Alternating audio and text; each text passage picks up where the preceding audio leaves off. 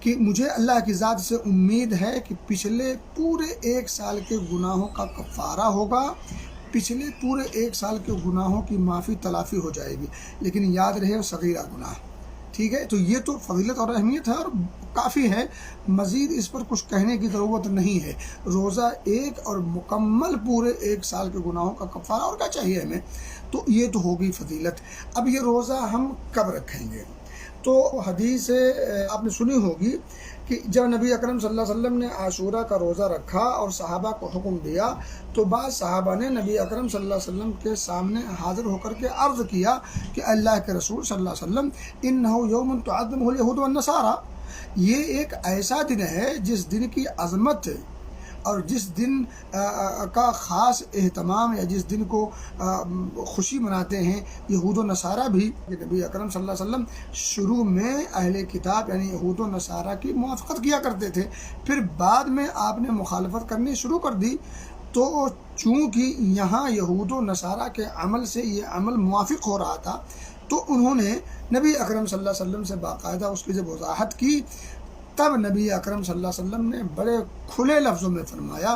کہ اگر آئندہ سال میں باحیات رہا، زندہ رہا، لئن بقیت الی قابل لأصومن التاسع، صحیح مسلم کی روایت ہے کہ اگر میں آئندہ سال زندہ رہا تو میں بالضرور 9ویں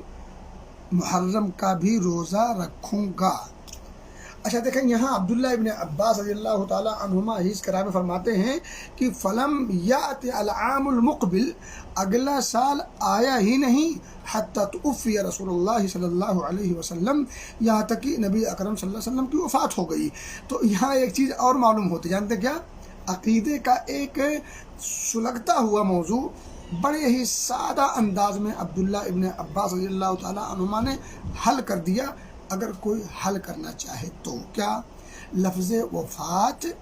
نبی اکرم صلی اللہ علیہ وسلم کے لیے استعمال کرنا یہ توہین بے ادبی نہیں، اور اسی طرح نبی اکرم صلی اللہ علیہ وسلم کے بارے میں وفات کا عقیدہ رکھنا یہ بدعقیدگی نہیں بلکہ یہی عین اسلام ہے۔ خیر وہ ایک الگ مسئلہ ہے۔ تو میں کہہ رہا تھا کہ نبی اکرم صلی اللہ علیہ وسلم نے خواہش ظاہر کی، یہود و نصارہ کے مخالفت کی،